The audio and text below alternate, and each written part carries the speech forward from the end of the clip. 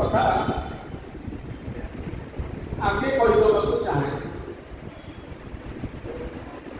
शिशु साहित्य लिखा और गवेषणा करने तार मध्य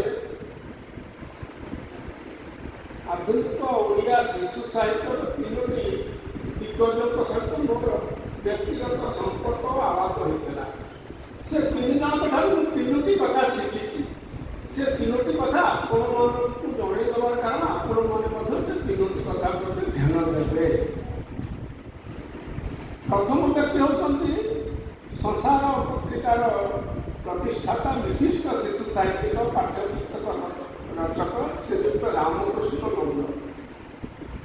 बहु सभार से कहती व्यक्तिगत भाव शिशु साहित्य बन्या शुद्धि एवं मुद्रण प्रमाद अक्षमणीय अपराध। तेणु जो मैंने शिशु साहित्य लिखुंट एवं पत्र पत्रिका संपादन कर विनम्र निवेदन रही महान व्यक्ति गोटे कथा को ध्यान देवे द्वारा बहु समस्यार समाधान हो।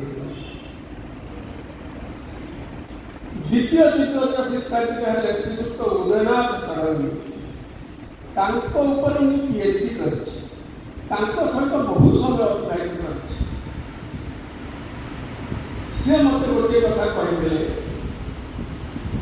गोटे गल्प आकार कहते से गल्प कहवा समय नहीं आप प्राय जानी लांकुर खंडी बिरुआ गप सी कहते मु शिशु साहित्यिक आप शिशु साहित्य गवेषणा कर शिशु साहित्य लिखुंट आम भर बहु अंतरंगता मु चाहे जमी सबू लांगुड़ खंडी बिलुआ चाहूला सबू बिलुआ लांगुड़ कटि तेणु मु चाहे जिते लिखुंट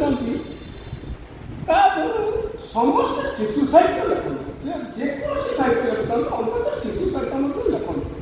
तेणु मोर निवेदन रो मैंने विदग्ध साहित्य रचना गल्प उपन्यास प्रबंध आम पाई किसी प्रयत्न करूँ एवं शिशु साहित्यर उन्नति और प्रचार प्रसार किसी प्रयास जारी रखूँ। तृतीय दिग्गज है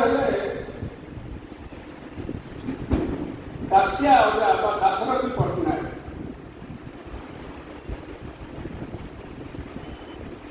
गोटे आसरे आलोचना समय जड़े संपादक गोटे पत्रिका उपहार स्वरूप देले उपहार कौन से तो मागती कह पत्रिका तेणु सी देखला मैंने जहाँ पाखे राजी करदे देलापर गोटे आउ जन बंधु बसते सी खंडे पत्रिका देले खेल देदेले गोटे दुटा बन्या सुधी नजर पड़ा गुड़ाए रहीगला से सागे सागे दासिया कहले कौनटा मारा है से बैंक में टंका बंधुरे कम बाहर बनला भूली जाए एत जत्न छपा हम गोटा भूलीगला मूल कथा पत्रिका कर साधुवाद दिंतु बैंक में टंका बनला बेले भूली जाते बंडल 100 बाहर हाथ अक्षर से अफसेट नाला जो समय कथा कहूँ तेणु हाथ अक्षर सीसा अक्षर कंपोज कर पाठ छपाला बेले जब गोटा कौटी अक्षर माड़ खाईगला कि सीसाटा कौटी मात्राटा गड़ी पड़ा से भूल छपाईगला कौन एमती नीतिबंध सुधा होगा भल कथा जदिव कहले तथापि आम जो मैंने पत्रिका संपादना करुचे निजर पुस्तक आम प्रकाश करुचे तार ग्रुप संशोधन समय टे यत्नवान हवा ए कथा केवल ये कहली मैडम बसती कृतिवास बाबू मोर 35 वर्षर बंधु सांग आम लेखालेखि करूँ सांग गवेषणा करूँ द्वारा संपादित ये पत्रिका शिशु राइजर लेखक मुद्रण प्रथम संख्या से मत शिशु नयन हो पारा तार प्रथम वर्षर प्रथम संख्या मत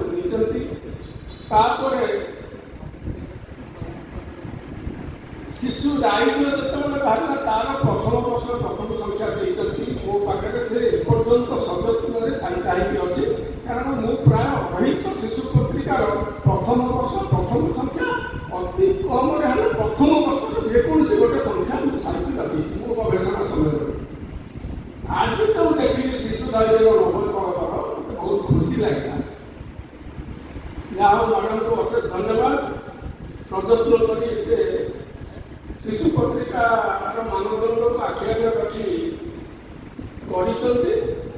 ତଥାପି ସେ ଯେଉଁ ଦାଶରଥୀ ଅଜାଙ୍କ କଥା କହିଲି, ତାଙ୍କରି ବକ୍ତବ୍ୟ ଅନୁଯାୟୀ ଯଦିଓ ଗଣିତ ଅପରାଧ ନୁହେଁ, ପ୍ରଥମ ପୃଷ୍ଠାରେ ଭୁବନେଶ୍ୱରର ହସ୍ପତାଲ ନାହିଁ, ମୁଁ ତ ପଢ଼ିନି, ଖାଲି ଜଷ୍ଟ ଚାହିଁ ଦେଇଛି।